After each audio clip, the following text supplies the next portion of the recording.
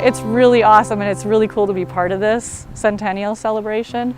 100 years, and we've been doing this oral history project collecting stories, and it gives you goosebumps, the stories, because this is such a special place to so many different people. We talk with people who grew up in the valley, people who've been camping here for years, people who this was their first time ever visiting this summer to the park, people who have worked here and currently work here. So it's kind of interesting to see all these different personalities, all these people that this is a special place for all of them. We all are connected because of this place. Wow, this is so amazing to be in a place like this, in a permanent position that's year-round. I really feel blessed, and I still do every day. I love coming to work. There's days where I don't even want to go home because it's just such an amazing place to work. I remember right after I got the position here too, there was a volunteer dinner. This was within a month or two of having gotten the position. And one of the volunteers came up and she said, "I just want to thank you for representing women in this field." And I had never thought of that before, but she said, if you think about it, historically speaking, it's usually men, not just as naturalists, but in the conservation field. And so I started to become more sensitive to that. Like, yeah, you're right. And so it's really empowering for me to think that I can be a role model for little girls out there that, like me, I used to have rocks in my pockets all the time, and I was always picking up cool sticks and looking at bugs, and for other little girls to see that, yeah, there's women in this field, and I can maybe do that someday. It's pretty cool. So this is a male, see the spots on it, and then this one, let's see if it sits. The park is always a balance between preserving what's here and making it available to people to enjoy. My favorite fishing story is having the kids catch fish. But they changed the trout stream laws in southeast Minnesota probably 10 years ago or so, and they restricted a lot of them to fly fishing only, except that our state parks are open to any kind of fishing, so you can use bait and anything which kids need to catch fish. So I'm really glad that the DNR kept that so they can come here or Forestville and the kids have a place to fish, those who can't handle a fly rod, or like me getting older, you can't handle.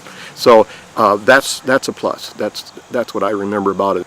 Now it's been said that people, and that's how we get supporters like our friends group, what they remember from a park is usually an experience, a guided trip, or learning to canoe, or we'd have classes on teaching people how to fish, and the ghost walk up to the cemetery, all of those kind of things. If you ask people, that's what they remember. If they're here camping, but you ask them, it'll always be about an event that they had.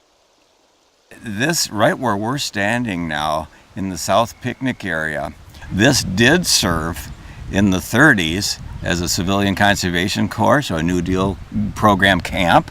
Also the Works Progress Administration men were involved in this group camp. And then during World War II, those same cabins served as housing for German prisoners of war. So I was working at the Nature Center, and a person from the park office came down and said, Dave, there's a former German prisoner of war here. Do you want to talk to him? I go, yes. And so I got a tape recorder, and I think we were together for about an hour and a half. It was he, his wife, and a daughter, and we just talked about everything. And one of the most impressive things that he said to me was, what a beautiful place to be held prisoner. And the truth of the matter was, he was captured late in the war, at a time when most of the soldiers and German people as a whole knew things weren't going well and they were going to lose. And this soldier, like the other soldiers, knew that their options were to be captured by the Russians, be captured by the Americans, or be killed. And that the best option of the three was to be captured by the Americans. And so this is where 100 plus of them worked for 2 summers, the last year of the war and the first summer after the war. There was a year-round camp down in Algona, Iowa, and they would send out people. And of course, there was a labor shortage. You know, the men were all off to, American men were all off to war. And so these German prisoners, you know, they worked on the farms, they worked in the vegetable packing facility, you know, so whatever was needed, they would do that. And then at the end of the day, they'd be bussed back here. And so to meet this man and to hear his story, and the fact that he wanted to come back. He came back from Germany to visit Whitewater State Park. I mean, that's pretty impressive. I think when I look at the different visitors over the years, you know, when you think of the weddings that happen here, the family reunions that have been going on for generations, the school groups, you know. And so, I mean, I think that tells you something about the resources and about the value of expanding the educational opportunities at this particular state park.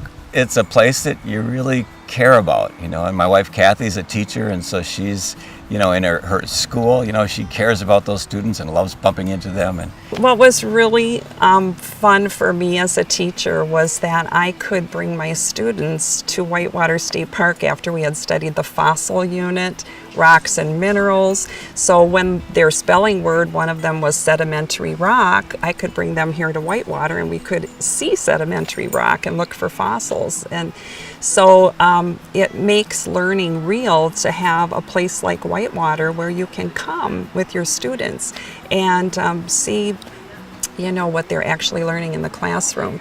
So at the end of the year, I would always do an activity, what were some of your favorite experiences? And Whitewater was always right up there. It was often number one. We did Native American studies, we hiked up Chimney Rock, we slept in the group camp and had many years doing these things so that these stories went from generation to generation. So it was a gift.